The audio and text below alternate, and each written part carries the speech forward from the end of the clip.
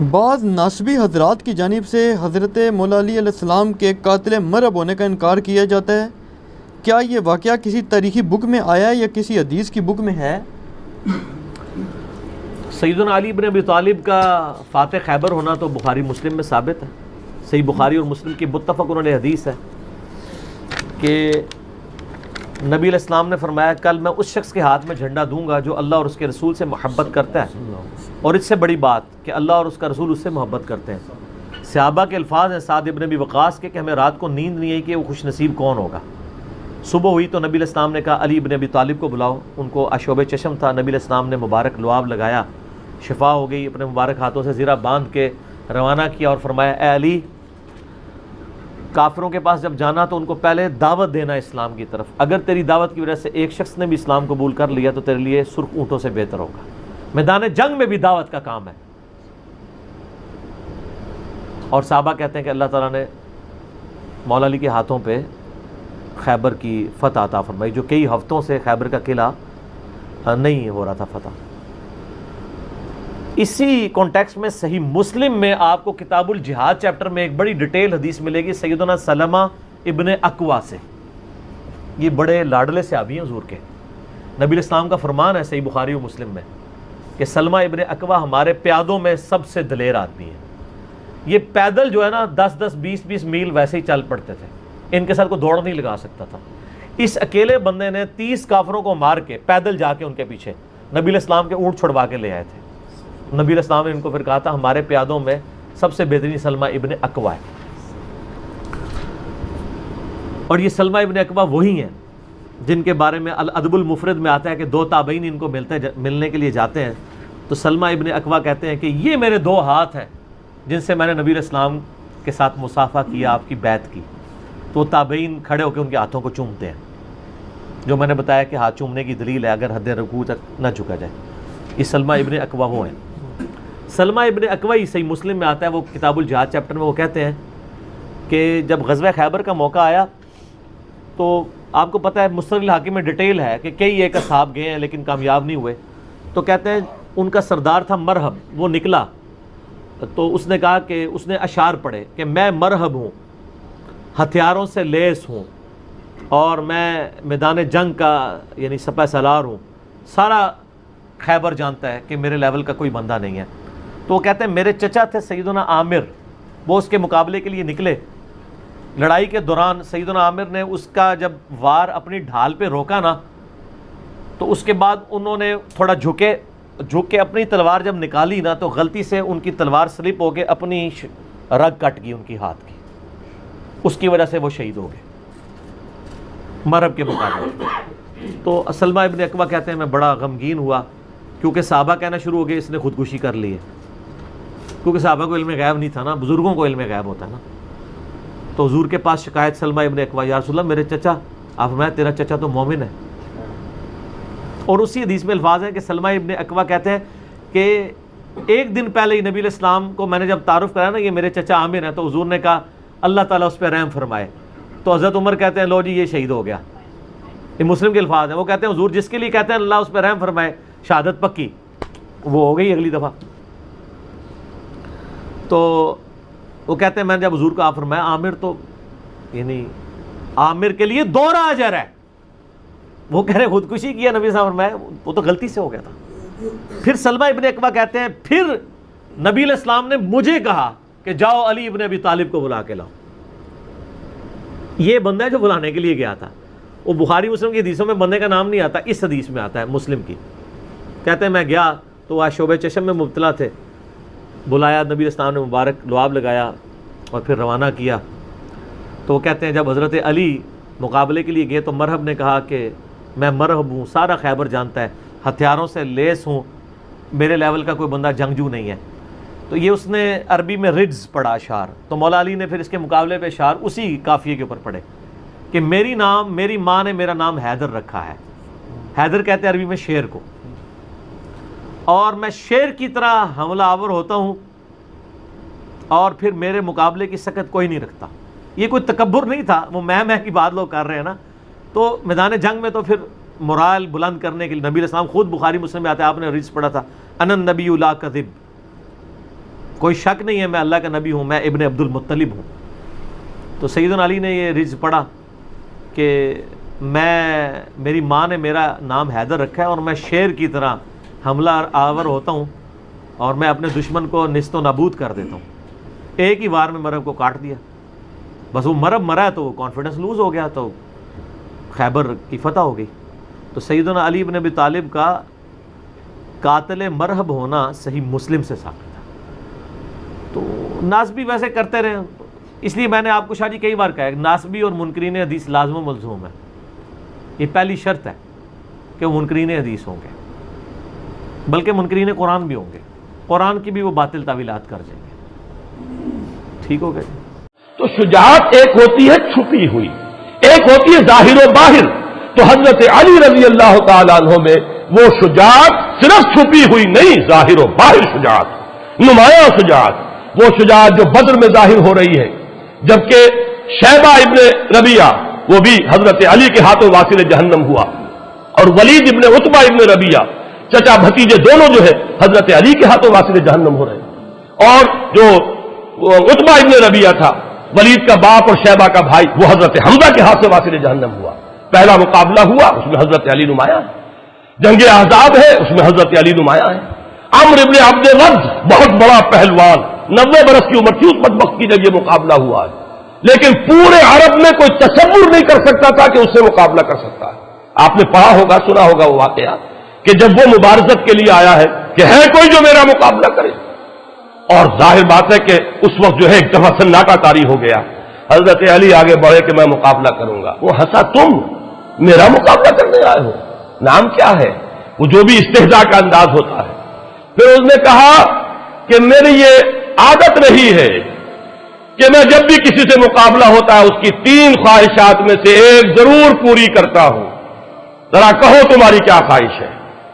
حضرت علی نے فرمایا میری خواہش اولین یہ ہے کہ تم ایمان لے آؤ۔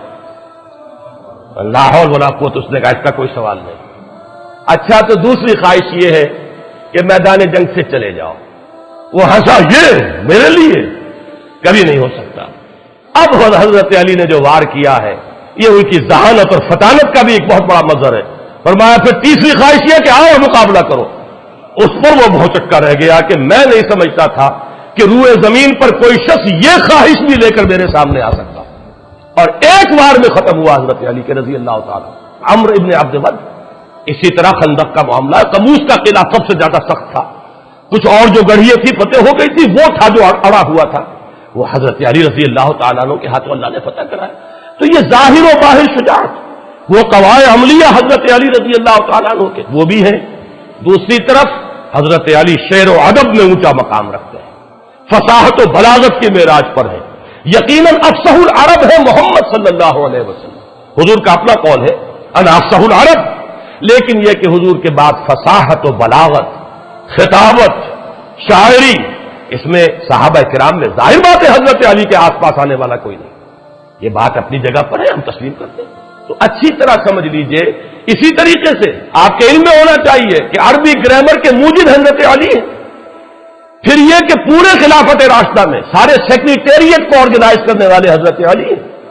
یعنی ذرا آپ اندازہ کیجئے، ایک شخص مرد میدان ہے، اس کی شجاعت وہ صرف پوٹینشل شجاعت نہیں بلکہ واقعی ظاہر و باہر شجاعت، اس کے میں نے چند نمونے آپ کو بتائے۔ مجھے واقعات کی تفصیل میں جانے کی ضرورت نہیں ہے کہ یہ ساری چیزیں معلوم ہیں، لوگوں کے علم میں ہے۔ دوسری طرف اس کے اندر ادب ہے، ان کے اشعار پڑھیے آج بھی انسان وجد میں آتا ہے، کتنے حکیمانہ اشعار، کتنی بے ساختگی ہے۔ میں نے کئی مرتبہ آپ کو اشعار سنائے، یغوص البحر من طلب العالی ومن طلب العلا سیر الليالي ومن طلب العلا من غیر قد اضاع العمر فی طلب المحال۔ جو کوئی بھی موتی چاہتا ہے، موتی حاصل کرنا چاہتا ہے، اسے تو سمندر میں غوطہ لگانا ہی پڑتا ہے۔ جو کوئی اونچا مقام حاصل کرنا چاہتا ہے زندگی میں، اسے راتوں کو جاگنا ہی پڑتا ہے۔ جو کوئی بلندی بھی چاہے اور محنت بھی نہ چاہے، وہ اپنی عمر کو ضائع کر بیٹھتا ہے ایک محال شے کی طلب میں۔ اندازہ کیجیے۔ اور رضینا قسمت الجبار فینا لنا علم وللجہال معلوم، اس میں فلو دیکھیے، اس کا ردم دیکھیے۔ ہم راضی ہیں اللہ تعالیٰ کی تقسیم پر جو اس نے ہمارے بارے میں کی ہے، ہمیں اللہ نے علم عطا کیا، جاہلوں کو دولت عطا کی، ہم راضی ہیں، ہم علم کی دولت پر راضی ہیں۔ یہ حضرت علی کے قول۔ اور انا الذی سمتنی امی حیدرا، میں وہ ہوں کہ جس کا نام اس کی ماں نے حیدر رکھا تھا، شیر رکھا تھا۔ اس حوالے سے سمجھ لیجئے اصل میں والدین کا رکھا ہوا نام حضرت علی کا اسد تھا، شیر، اور یہی حیدر کے معنی عربی زبان میں۔ یہ جو لفظ علی ہے آپ کا نام، یہ محمد الرسول اللہ نے رکھا ہے۔ علی کی تلوار یا گھوڑا وہ آسمان سے آیا تھا، وہ تو ہمارے محبوب صلی اللہ علیہ وآلہ وسلم کی مبارک تلوار اور گھوڑا وہ بھی آسمان سے نہیں آیا تھا، اسی زمین سے ہی تھا۔ باقی نسبت تو آپ ضرور محبت کریں، ہم تو کہتے ہیں کہ نبی علیہ السلام کی جتنی چیزیں ہیں اگر صحیح تبرکات ہوں، وہ تو صحیح بخاری میں ہے کہ نبی علیہ السلام کا ایک مبارک کرتا تھا جو ام سلمہ نے حضور کی وفات کے بعد نکالا اور کہا یہ حضور کا کرتا ہے، جس پہ کڑھائی ہوئی تھی، یہاں پہ بھی ریشم کی، 4 انگلی تک، صحیح مسلم میں اجازت ہے آپ ریشم کی کڑھائی بھی کرا سکتے ہیں، 4 انگلی سے زیادہ چوڑی نہ ہو۔ اور ام سلمہ کہتی ہیں ہم اس کا دھون مریضوں کو شفا کے لیے پہنتے ہیں۔ اس طرح صحیح مسلم میں آتا ہے کہ نبی علیہ السلام کی بیوی نے جو ہے وہ بال مبارک حضور کا نکالا، ایک جو ان کے پاس تھا محفوظ، اس کا دھون بھی مریضوں کو شفا کے لیے۔ حضور کے تبرکات کا وسیلہ میرا 43 نمبر لیکچر دیکھ لیں، وسیلہ اور توسل پہ۔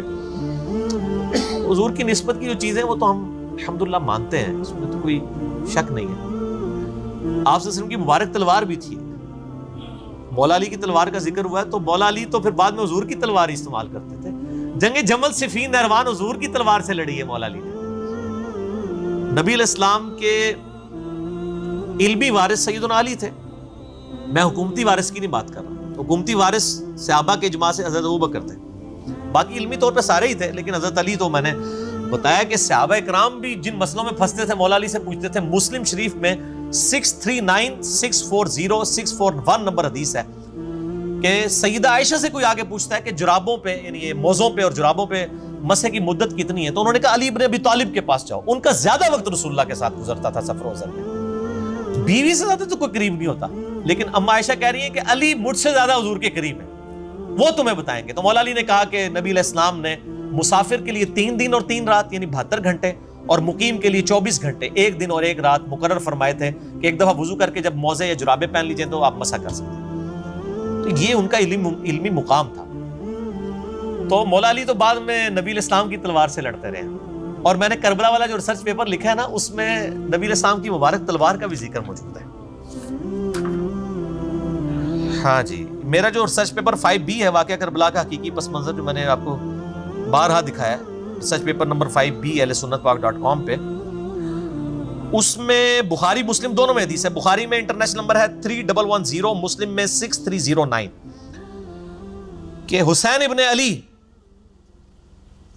کے جو بیٹے ہیں امام سجاد زین العابدین علی ابن حسین المتوفى 95 ہجری، علی ابن حسین، حضرت حسین کے 3 بیٹوں کا نام علی ہے، علی اکبر، علی اصغر اور علی اوسط، یہ ہم کہتے ہیں، درمیان والا علی، بڑے والا علی، چھوٹے والا۔ بڑے والے علی کو تو سارے علی اکبر کہتے ہیں، چھوٹے والے کو علی اصغر کہتے ہیں، وہ درمیان والا جو ہے نا وہ امام زین العابدین ہے، علی اوسط، علی ابن حسین بن علی علیہم السلام۔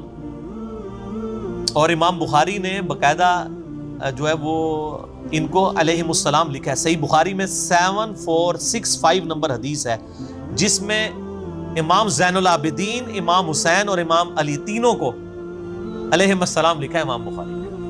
خیر علیہ السلام پہ میرا کلپ یوٹیوب پہ دیکھ لیں، بخاری میں 3110، مسلم میں 6309۔ امام زین العابدین کہتے ہیں کہ جب میں اپنے والد صحیح حسین ابن علی کی شہادت کے بعد یزید ابن معاویہ کے دربار سے واپس آیا، یہاں پہ ہے مقتل حسین سے جب واپس آئے، یہ کہتے ہیں واقعہ کربلا تو وہی کوئی نہیں ہے، بخاری مسلم میں موجود ہے حضرت حسین کے قتل کا بیان، اس میں مقتل حسین کا ذکر ہے۔ تو ان کا بیٹا کہتا ہے کہ میں حسین علیہ السلام کی شہادت کے بعد جب یزید ابن معاویہ کے دربار سے واپس آیا تو سیدنا مسور بن مخرمہ صحابی میرے پاس آئے اور انہوں نے کہا کہ آپ کے پاس رسول اللہ کی وہ تلوار ہے جو سیدنا علی کو ملی، پھر حضرت حسن کو ملی، پھر حضرت حسین کو ملی، حسین علیہ السلام کی شہادت کے بعد حضرت حسین ابن علی امام سجاد کے پاس تھی، وہ تلوار آپ مجھے عنایت فرما دیں، کیونکہ مجھے ڈر ہے کہ یہ قوم آپ سے چھین نہ لے۔ وہ قوم کون؟ بریلوی دیوبندی اہل حدیث، آل امیہ، وہ آپ سے چھین نہ لے۔ اس تلوار کو کہیں آپ سے چھین نہ لے، جب تک میری جان میں جان ہے اللہ کی قسم میں اس کی حفاظت کرتا رہوں گا۔ تو مسور بن مخرمہ صحابی نے مانگ لی تھی وہ تلوار، لیکن وہ زین العابدین نے نہیں دی ہے۔ نبی علیہ السلام کی مبارک تلوار اس وقت بھی آپ جو توپ کاپی میوزیم ہے نا ٹرکی میں، اس کے اندر موجود ہے الحمدللہ۔ تو یہ کوئی آسمان سے نہیں نازل ہوئی، یہ اسی زمین میں ہی سارے معاملات ہیں۔ آپ کے بقول سیدنا عمر رضی اللہ تعالیٰ عنہ نے سیدنا علی کو 6 رکنی کمیٹی میں داخل کیا، جس کے ذریعے خلیفہ ثالث کو چنا گیا، جبکہ اہل تشیع اس معاملے میں سیدنا عمر کے اس اقدام کو بدنیتی قرار دیتے ہیں، نعوذ باللہ۔ ان کے مطابق مولا علی کو ڈائریکٹ ہی نامزد کر دینا چاہیے تھا۔ میرے بھائی یہ بدنیتی قطعاً نہیں تھی۔ صحیح بخاری میں موجود ہے کہ یہ میں نے ریسرچ پیپر جو واقعہ کربلا والا ہے نا، واقعہ کربلا کا حقیقی پس منظر 72 صحیح الاسناد حدیث کی روشنی میں، جس میں 200 روایتیں اکثر بخاری اور مسلم سے ہیں، اس میں بھی میں نے یہ حدیث ڈالی ہوئی ہے۔ بخاری میں ہے 3700 اور ایک اس کا طریق بخاری میں ہے 7207، جس میں حضرت عثمان کس طرح منتخب ہوئے وہ ڈیٹیل موجود ہے۔ یہ ذرا دکھا دیں دوبارہ ان کو واقعہ کربلا والا سچ پیپر۔ یہ عربی میں بھی ہے، اردو میں بھی ہے، ہندی میں بھی ہے اور انگلش کے اندر بھی ہے، انشاءاللہ فارسی میں بھی آ جائے گا۔ فری ڈاؤن لوڈ کر سکتے ہیں، اور اگر ڈاک کے ذریعے منگوانا ہے عثمان بھائی کو کال کریں 032159000162، فری آ جائے گا آپ کے گھر۔ اس میں موجود ہے بخاری میں 3700 اور 7207 کہ 6 رکنی کمیٹی جو سیدنا عمر نے وفات کے دنوں میں بنائی۔ ایک طریق میں آتا ہے کہ انہوں نے نام لیا علی، عثمان، طلحہ، زبیر، عبد الرحمن بن عوف اور سعد ابن ابی وقاص، 6۔ ایک میں حضرت علی کا نام پہلے ہے، ایک میں حضرت عثمان کا نام پہلے ہے۔ 6 رکنی کمیٹی بنائی۔ اس سے پہلے جو آپ اس پوری ڈیٹیل حدیث کو پڑھیں تو عبداللہ بن عمر کہتے ہیں کہ لوگوں نے حضرت عثمان سے کہا اپنا خلیفہ نامزد کریں حضرت عمر سے، تو حضرت عمر نے کہا اگر میں خلیفہ نامزد کرتا ہوں تو میں اس شخص کی سنت پہ عمل کرتا ہوں جو مجھ سے بہتر ہے، یعنی سیدنا ابو بکر، اور میں اگر خلیفہ نامزد نہیں کرتا تو میں اس شخص کی سنت پہ عمل کرتا ہوں جو ہم سب سے بہتر ہے، یعنی نبی صلی اللہ علیہ وآلہ وسلم۔ تو عبداللہ بن عمر کہتے ہیں جب یہ بات حضرت عمر نے کی تھا تو میں سمجھ گیا کہ اب وہ اپنا خلیفہ کسی کو نامزد نہیں کریں گے، کیونکہ حضرت عمر کوشش کرتے تھے کہ وہ نبی کے طریقے کے اوپر چلیں۔ ویسے حضرت ابوبکر نے بھی کوئی دھوس نہیں کی تھی، صحابہ سے مشورہ لیا تھا، لیکن وہ ذرا ڈیفرنٹ تھا، یعنی نامزد کیا اور ظاہر ہے کہ حضرت عمر کے لیول کا کوئی بندہ نہیں تھا، سب نے ایکسیپٹ کر لیا۔ لیکن حضرت عمر اس سے بھی ایک سٹیپ آگے گئے، انہوں نے نامزد بھی نہیں کیا کسی کو، اور کہا کہ 6 رکنی کمیٹی بنا رہا ہوں، اور اس میں الفاظ ہے کہ یہ وہ 6 بندے ہیں جن سے نبی علیہ السلام وفات تک راضی رہے۔ ٹھیک ہے، تو اس لیے ووٹنگ کی ضرورت نہیں تھی، جب نبی انڈورس کرتے پھر ووٹنگ کی ضرورت نہیں رہتی، اور وہ اشرم وشرا والے تھے 6 کا، علی، عثمان، طلحہ، زبیر، عبد الرحمن بن عوف اور سعد ابن ابی وقاص۔ اور بخاری کے الفاظ ہیں کہ سعد ابن ابی وقاص کو جو میں نے پرشین امپائر کی گورنری سے معزول کیا تھا نا، اس معزولی کو اس کے خلاف دلیل نہ لینا کہ جی اس تے عثمان حضرت عمر نے لا دیتا سی، اینو نہیں سی خلیفہ چننا۔ ٹھیک ہے، وہ تو حضرت عمر 4 سال سے زیادہ کسی کو رہنے نہیں دیتے تھے گورنر، تاکہ وہ پارٹی نہ بنا لے اپنی۔ وہ تو حضرت معاویہ رضی اللہ تعالیٰ کی لاٹری نکل آئی کہ وہ 4 سال پورے ہی نہیں ہوئے، حضرت عمر شہید ہو گئے، ورنہ وہ بھی وہاں سے گورنری سے ہٹ جاتے۔ تو حضرت عمر ہر 4 سال کے بعد گورنر چینج کر دیتے تھے تاکہ وہ پارٹی بازی نہ کر لیں خلیفہ کے خلاف۔ تو اس میں ویسے میرا کلپ ہے، لوگوں نے حضرت عمر پہ تان کیا تھا نا کہ معاویہ کو انہوں نے بنایا رضی اللہ تعالیٰ عنہ، تو میں نے کہا کہ وہ کچھ اور ہی معاملہ تھا، آپ جا کے لکھیں کہ حضرت معاویہ کو حضرت عمر نے گورنر بنایا تھا رضی اللہ تعالیٰ عنہ، رضی اللہ عنہ مجمعین۔ تو ابن عمر کہتے ہیں کہ میں نے سمجھ لیا کہ نبی علیہ السلام کا طریقہ اڈاپٹ کریں گے، اور وہی ہوا، انہوں نے 6 رکنی کمیٹی۔ اس کے بعد اپنے بیٹے عبداللہ بن عمر کو کہا کہ اما عائشہ کے پاس جاؤ، ان سے کہنا کہ عمر بن خطاب عرض کرتا ہے، امیر المومنین نہ کہنا، I am no more امیر المومنین، کہیں میرے اس امیر کے حکم اولي الامر منکم کے تحت، یعنی اس کو حکم نہ امیر المومنین کا مان کے اما عائشہ مجبور ہو جائیں، ان سے کہو کہ عمر اپنے 2 ساتھیوں کے ساتھ دفن ہونا چاہتا ہے۔ اما عائشہ نے کہا رضی اللہ تعالیٰ عنہ، میں نے یہ جگہ اپنے لیے رکھی تھی لیکن آج عمر کو میں اپنے پہ ترجیح دوں، تو پھر وہ ساتھ دفن کیے گئے۔ ایک کنڈی کھلنے والا واقعہ جھوٹا جے، یہ حضرت ابوبکر نے کہا میری رکھ دینا، میں وہ کنڈی کھل جائے گی، تو جھوٹ ہے، ورنہ تو سیدہ عائشہ کو بھی حضرت عمر کہتے کہ میں آ رہا ہوں، اگر کنڈی کھل گئی تو مجھے دفنا دینا. بخاری میں موجود ہے، کوئی کنڈی نہیں کھلی. میرا اس کے اوپر بھی کلپ ہے کہ قبر رسول سے آواز حضرت ابو بکر کے لیے. جھوٹ ہے بالکل. بخاری میں بالکل اس کے اپوزٹ چیزیں موجود ہیں. یہ ساری تاریخی روایتیں جمع کر کے تو امت کا بیڑا غرق کیا ان لوگوں نے، ظالموں نے. تو سیدنا عمر فاروق رضی اللہ تعالیٰ عنہ نے 6 رکنی کمیٹی بنائی. وہ کوئی بدنیت نہیں تھے. بیسیکلی حضرت عمر چاہتے تھے کہ مسلمان کنسنسس کے ساتھ اس 6 رکنی کمیٹی میں سے کسی کو چن لیں. اب باقی میں آپ کو بتاؤں، حضرت عمر نے خواب بھی دیکھا تھا، وہ بھی میں نے اس ریسرچ پیپر میں ڈالا ہوا ہے. وہ حدیث ہے صحیح مسلم میں 1258. حضرت عمر کہتے ہیں میں نے خواب دیکھا ہے کہ آج ایک مرغے نے خواب میں مجھے ٹھونگے ماری ہیں، اور میں نے اس کی تعبیر یہی کی ہے کہ مجھے قتل کر دیا جائے گا، اور اگر میں قتل ہو جاؤں تو ان 6 بندوں کے علاوہ کسی کو خلافت کے معاملے میں شامل نہ کرنا جن سے نبی علیہ السلام وفات تک راضی رہے. یعنی ان کی نسبت نبی کی نسبت ہی تھی. اس کا مطلب ہے کچھ ایسے بھی تھے جن سے حضور وفات کے وقت ناراض تھے. اور پھر اس میں حضرت عمر کے بڑے سخت الفاظ ہیں. اس میں انہوں نے کہا کہ اور مجھے خوب معلوم ہے کہ بعض لوگ اس امر خلافت میں تان کریں گے، اور یہ وہی لوگ ہیں جن کو میں نے اسلام کی خاطر ان کے اسلام قبول کرنے سے پہلے اپنے ہاتھوں سے انہیں مارا تھا. ان کا یہ جو نیو مسلم ہے نا، اور ظاہر وہ آل امیہ ہی تھی زیادہ تر، تو یہ نیو مسلم دیکھنا کہ یہ تان کریں گے جب ان 6 بندوں میں سے کسی کو خلیفہ چنو گے. اور دیکھ لیں حضرت علی کے خلاف پھر کھڑے ہوئے نا وہ. حضرت عمر نے کہا کہ، اور اس کے آگے پھر بڑے سخت الفاظ ہیں، میں یعنی وہ حضرت عمر کے ریفرنس سے ہی بیان کرتا ہوں. حضرت عمر کہتے ہیں میں نے ان کو اپنے ہاتھوں سے مارا کیا ہوا ہے اور فتح مکہ پہ معافی مانگ کے مسلمان ہوئے ہیں. بس اگر یہ لوگ ایسا کریں یعنی خلافت میں تان کریں تو جان لینا کہ وہ اللہ کے دشمن، کافر اور گمراہ ہیں. اتنا ڈاڈا فتویٰ. باقی آپ میرا ڈیٹیل دیکھ لیں خلافت راشدہ کے 30 سال. مسئلہ 162A اور B. 162A نہج البلاغہ شیعہ کی کتاب سے، اور 162B جو ہے وہ اہل سنت کی کتابوں سے میں نے 30 سال خلافت راشدہ الحمدللہ ثابت کیے. تو حضرت عمر کوئی بد نیت نہیں تھی. اور میں آپ کو بتاتا ہوں رومن اور پرشین امپائر جب گری تو ظاہر حضرت عمر وہاں کے دوروں کے لیے گئے، انٹرنیشنل دوروں کے اوپر. حضرت علی کو اپنی جگہ خلیفہ بنا کے گئے. اس دوران اگر خدا نہ خواستہ سیدنا عمر شہید ہو جاتے، حضرت علی آٹومیٹکلی خلیفہ بن جاتے ہیں. کیونکہ بخاری مسلم میں کہ جب غزوہ تبوک پہ نبی علیہ السلام گئے تھے اپنا خلیفہ حضرت علی کو چھوڑ کے گئے تھے. حضرت علی رو پڑے. یہ پہلا اور آخری موقع تھا کہ حضرت علی کسی جنگ میں ساتھ چھوڑتے نہیں تھے حضور کا. یہاں پہ حضور صلی اللہ علیہ وسلم نے پھر ان کی دلجوئی کی. فرمایا علی تو اس سے راضی نہیں ہے کہ تیرے میرے ساتھ وہی نسبت ہے جو ہارون کی موسیٰ کے ساتھ، مگر میرے بعد کوئی نبی نہیں. بہت بڑی دلیل ہے سیدنا علی کی شان کے اوپر. یعنی نبی صلی اللہ علیہ وسلم کی سب سے زیادہ قریبی آپ کے لیے سپورٹیو شخصیت حضرت علی کی تھی، کیونکہ حضرت موسیٰ کے لیے سب سے زیادہ سپورٹیو کون سی تھی؟ ہارون علیہ السلام. یہ تسلی تھی.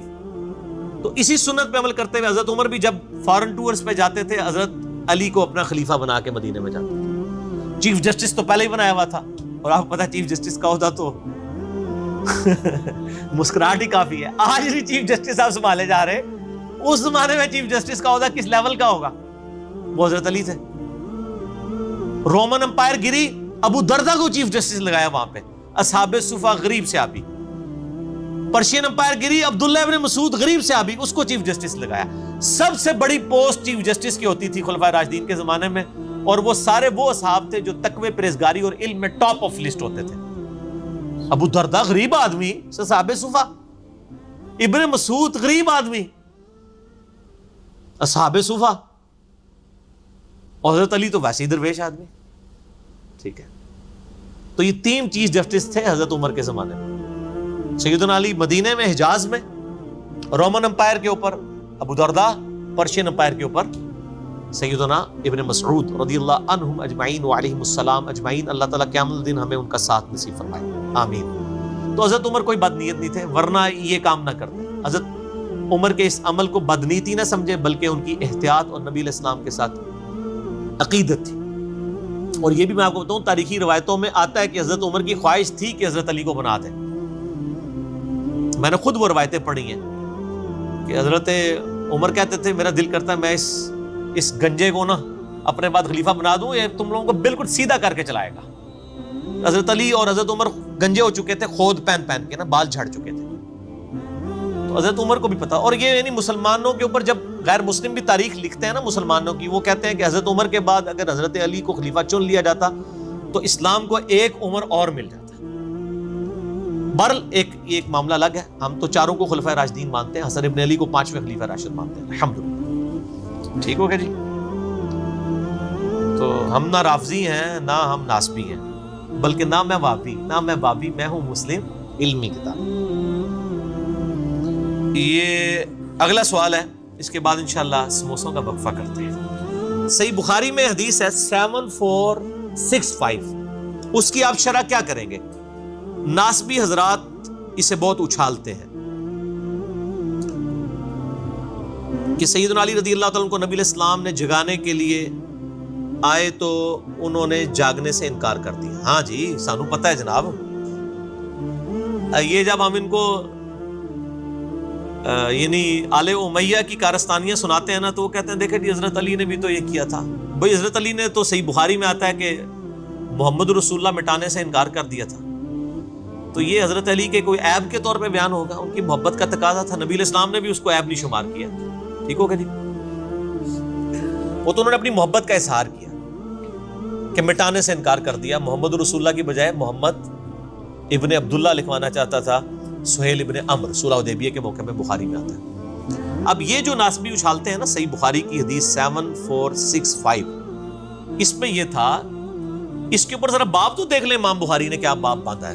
امام بخاری تو حضرت علی کے اس جواب سے رزلٹ نکال رہے ہیں مسئلہ تقدیر کا، قدریہ کے خلاف جو تقدیر کے منکر ہیں، کہ حضرت علی کا یہ جملہ اس چیز کو جسٹیفائی کرتا ہے کہ تقدیر غالب ہے. انہوں نے حضرت علی کے نیگیٹو پوائنٹ کے طور پہ تو اسے پیش نہیں کیا، اسے تو دین کا مسئلہ نکالا ہے. 7465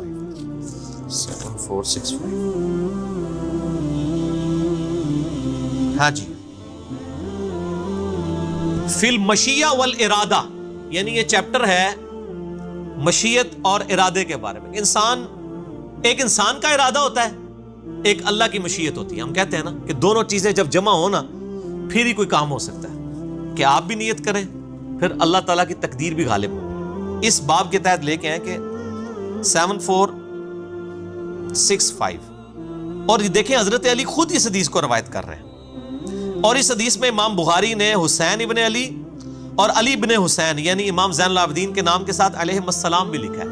اور اس سے بڑی بات دارالاسلام والوں نے ڈنڈی بھی نہیں ماری، باقی جگہ ڈنڈی ماری ہے انہوں نے، رضی اللہ عنہ کر دیا ہے علیہ السلام کو. ٹھیک ہے 3748 حضرت حسین کے ساتھ علیہ السلام کو رضی اللہ عنہ کر، یہاں ان سے ڈنڈی نہیں ماری گی. اونکاری نہ دئیو کدھر یار، میں پوائنٹ آؤٹ کرتا جے پا میں بھول کے. اور داؤد راز والے PDF میں بھی یہاں علیہ السلام لکھا ہوا.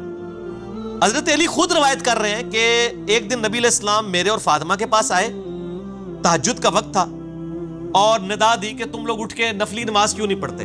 بھئی نفلی نماز پڑھنے کے اوپر کسی کے اوپر کوئی قدغن لگائی جا سکتی ہے؟ اللہ کے نبی بھی شریعت ساز تو نہیں ہے نا. ٹھیک ہے نا. جیسا کہ بخاری میں آتا ہے ایک عورت تھی، وہ اس کا خاوند آزاد ہو گیا اور وہ ابھی تک غلام تھی. اب جب عورت آزاد ہو گئی اور خاوند غلام تھا، صحیح بخاری میں آتا ہے. اس کا رول یہ ہے کہ اگر خاوند جب تک آزاد نہ ہونا تو عورت کی مرضی ہے کہ وہ نکاح تنسیخ کروا سکتی. ٹھیک ہو گیا. اب کیا ہوا، وہ خاوند سے اس نے کہا میں نے تو علیحدگی لینی ہے. وہ خاوند پورا دن روتا رہتا تھا، داڑھی آنسوؤں سے تر ہو جاتی تھی. بخاری کے الفاظ ہیں. انہوں نے اس خاوند نے آ کے نبی علیہ السلام کو شکایت کی. آپ نے اس عورت کو بلا کے کہا کہ اپنے خاوند کے ساتھ رہ. کہ یا رسول اللہ میں آزاد ہوں، یہ غلام ہے، میں نہیں اس کے ساتھ رہنا چاہتی. تو آپ نے فرمایا کہ تو رہ لے تو بہتر ہے. ان کا یا رسول اللہ آپ مجھے حکم دے رہے ہیں یا مشورہ؟ کہا نہیں میں مشورہ ہی دے رہا ہوں، حکم تو میں نہیں دے سکتا، اللہ کی شریعت تو نہیں بدل سکتے. تو ان کا میں نہیں مانتی. آج یہ باتیں کرے تو کہتے ہیں گستاخ ہو گئے. کسی نے گستاخ نہیں کہا. تو نبی شریعت ساز نہیں ہوتا، نبی شریعت پہنچانے والا ہوتا ہے. یا کسی معاملے میں کوئی حکم فرمائے اللہ انڈورس کر دیتا. جیسے فرمایا کہ مجھے امت کا خیال نہ ہوتا، میں مسواک کا حکم دے دیتا. اگر آپ حکم دے دیتے اللہ انڈورس کر دیتا، شریعت بن جانی تھی. یہاں پہ بھی دیکھیں حضرت علی خود روایت کر رہے ہیں، چھپا نہیں رہے. کہتے ہیں میرے پاس آئے اور کہا تم اٹھ کے تہجد کی نماز کیوں نہیں پڑھتے؟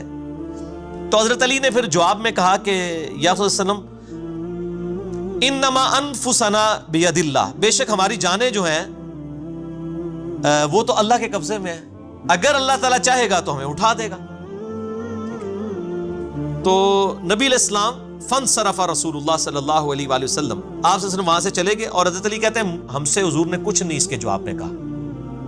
ٹھیک ہے، جاتے ہوئے آپ نے خود کلامی کرتے ہوئے اپنے آپ سے بات کی، اور آپ صلی اللہ علیہ وسلم نے کہا وقال الانسان اکثر شیء جدلا، اور اپنی یعنی ران کے اوپر یوں ہاتھ مارا یوں پٹ پہ، اور کہا انسان بڑا جھگڑالو ہے. یعنی انسان جو ہے وہ ایسی بات کرتا ہے، یعنی انسان کی نیچر کے اندر ہے کہ وہ اپنے لیے کوئی ایک اسکیپ روٹ تلاش کرتا ہے.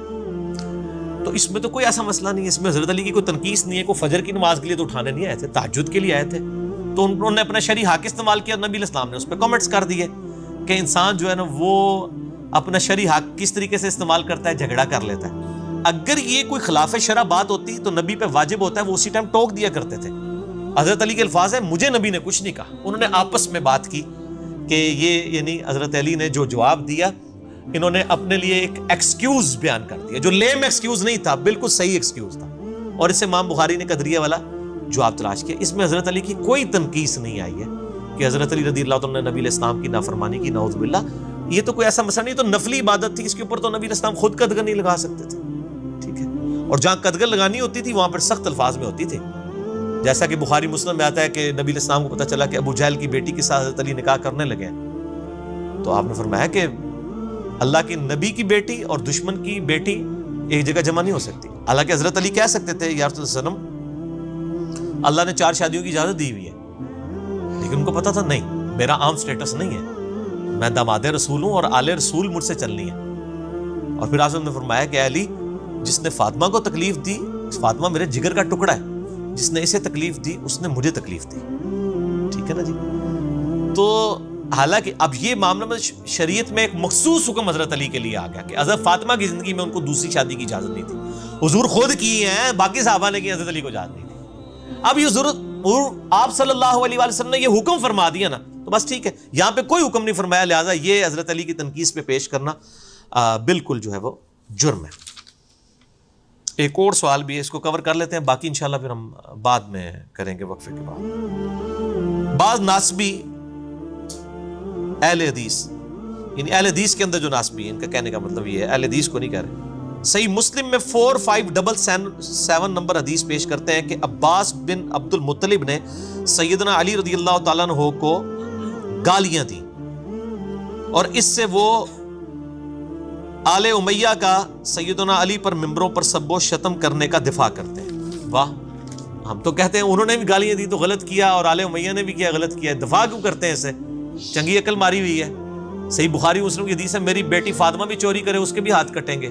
تو بھائی عباس ابن عبد المطلب نے اگر حضرت علی کو گالیاں دیں تو انہوں نے بھی غلط کیا، اور بعد میں اگر حضرت معاویہ رضی اللہ تعالیٰ کے دور میں اور آل امیہ کے دور میں جو بخاری مسلم سے میں نے کئی احادیث جو ہیں واقعہ کرنا والے ریسرچ پیپر میں لکھی، ممبروں پہ حضرت علی پہ سب و شتم ہوا تو وہ بھی غلط ہے. نبی علیہ السلام نے تو یہ کرائٹیریا دیا ہے، غلط کرے کوئی بھی وہ غلط ہے، تو دفاع تو ہوتا نہیں ہے. باقی وہ اس سے یہ لیتے ہیں کہ جی آل امیہ نے بدعت نہیں ایجاد کی حضرت علی کو برا کہنے کی، یہ عباس نے بدعت نعوذ باللہ ایجاد کی ہے.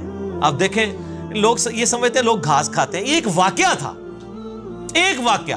کیا عباس ابن عبد المطلب روزانہ ممبر پہ چڑھتے تھے اور حضرت علی کو کہتے تھے کہ تو بڑا دغا باز ہے، تو بڑا گناہ گار ہے، تو بڑا فراڈی ہے، نعوذ باللہ؟ وہ ایک واقعہ تھا. اور کون ہے حضرت عباس؟ کون ہے آپ کو پتہ ہے؟ حضرت علی کے چچا ہیں. اور صحیح مسلم میں آپ نے حدیث پیش کی، میں مسلم سے ہی آپ کو جواب دیتا ہوں، مسلم میں حدیث ہے 2277، مشکات میں بھی زکات والے چیپٹر میں مل جائے گی. حضرت عباس کی زکات کا جب معاملہ آیا تو نبی علیہ السلام نے حضرت عمر کو کہا کہ عباس کی زکات میں دوں گا. عمر تجھے نہیں پتا چچا باپ کی مثل ہوتا ہے، چچا باپ کی مثل ہوتا ہے. تو حضرت عباس حضرت علی کے کیا لگے؟ باپ. او باپ، میرا باپ بھی مجھے ابھی تک اتنی بڑی عمر میں گالیاں نکال لیتا ہے، اور آپ لوگ ماشاءاللہ گواہ بھی ہیں اس کے اوپر. ٹھیک ہے نا، وہ غصے میں مطلب باپ اور بیٹے کا تو رشتہ ہی کچھ اور ہوتا ہے. ٹھیک ہو گیا جی؟ تو اس طرح کی بات نہیں کرنی چاہیے. یعنی حضرت عباس نے اگر حضرت علی کو کہہ دیا تو ایک واقعہ تھا نا، ہو گیا، ختم ہو گیا. یہ تو نہیں تھا کہ ہر جمعے میں ہر عید کے خطبے میں علی پر لعنت، علی سے محبت کرنے والوں پہ لعنت، نعوذ باللہ من ذالک. صحیح مسلم میں آپ حدیثیں کھول کے دیکھ لیں، یہ ممبروں پہ کہلوایا جاتا تھا. صحیح مسلم میں 6229 نمبر حدیث ہے. میں نے وہ ایک لیکچر ریکارڈ کرایا ہے، رپلائی ٹو الیاس قادری اور حضرت معاویہ رضی اللہ تعالیٰ عنہ، اس میں آپ دیکھ لیں، میرا واقعہ کربلا والا ریسرچ پیپر پڑھ لیں، اس سے دفاع نہیں ہوگا۔ اور پھر اس میں ایک سٹیپ آگے جائیں، صحیح بخاری میں 1393 نمبر حدیث ہے، اما عائشہ کہتی ہیں رضی اللہ تعالیٰ عنہ، نبی علیہ السلام نے فرمایا مردوں کو گالی مت دو، وہ اپنے انجام کو پہنچ چکے ہیں، اگر اچھے اعمال کیے تھے تو اچھے انجام کو، برے اعمال کیے تو برے انجام کو۔ جو مر جائے نا اس کو آپ گالی نہیں دے سکتے، البتہ کسی مرے ہوئے بندے کی غلطی ہائی لائٹ ہو سکتی ہے اس حوالے سے جس سے امت کو نقصان ہو رہا ہو، اس پہ لعنت نہ کریں، اس پہ گالی گلوچ نہ کریں۔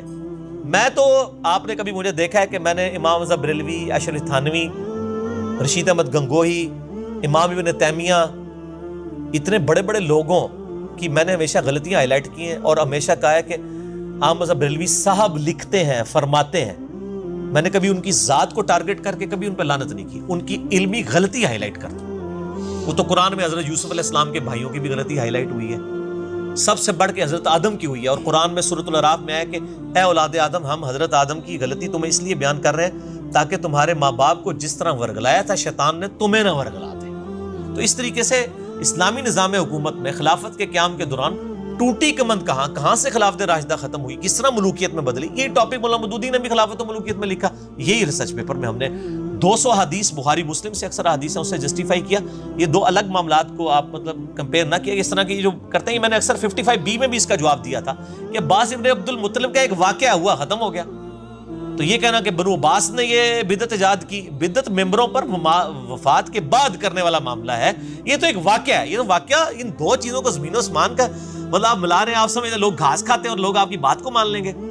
آپ میرے بھائی اپنے گدھوں کو بے شک لکیریں پھیر کے زیوریں بنا کے آپ لوگوں کے سامنے پیش کریں، لوگ پہچان لیں گے، کیونکہ جب گدھا بولے گا تو پتہ چلے گا او یہ گدھا ہے، تو لوگوں کو پتہ چل جائے گا اچھا یہ ناسبی بول رہا ہے، یہ اہل حدیث نہیں ہے، یہ ناسبی ہے، جب حضرت علی کا بغض نظر آ رہا ہوگا۔ تو نہ ہم رافضی ہیں نہ ہم ناسبی ہیں، کیوں؟ کیونکہ نہ میں وہابی نہ میں بابی، میں ہوں مسلم علمی کتابی، نہ ہم سو کارڈ جو علمی بات کرے اسے وہابی کہہ دیتے ہیں، اور اس کے اگینسٹ میں نے ٹرم ڈیوائز کی بابی، بابوں کا ماننے والا، ہم بابوں کے ماننے والے بھی نہیں، ہم علمی کتابی مسلمان ہیں، عام مسلمان ہیں، ان کو بھی ہم مسلمان ہی سمجھتے ہیں اور علمی طریقے سے ان کی غلطیاں ان پر ہائی لائٹ کرتے ہیں۔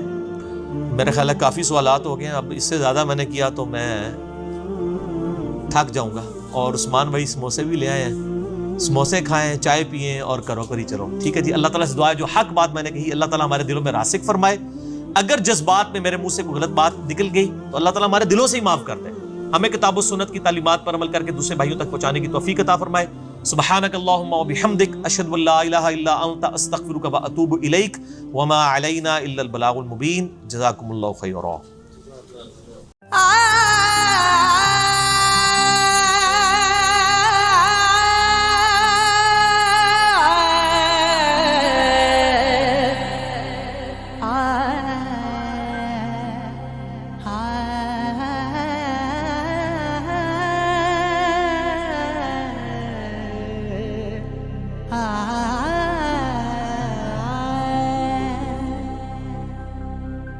بن عشق و ایمان نہیں لبدا، لکھ کریے واعظ قرآنو، بن درد و عرفان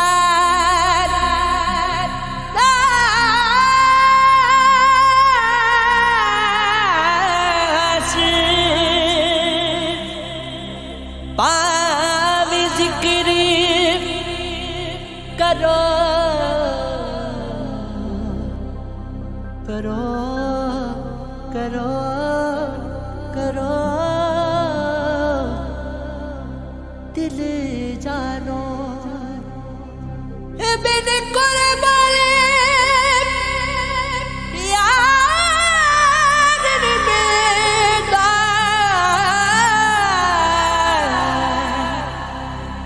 لکھ کریے بید زبان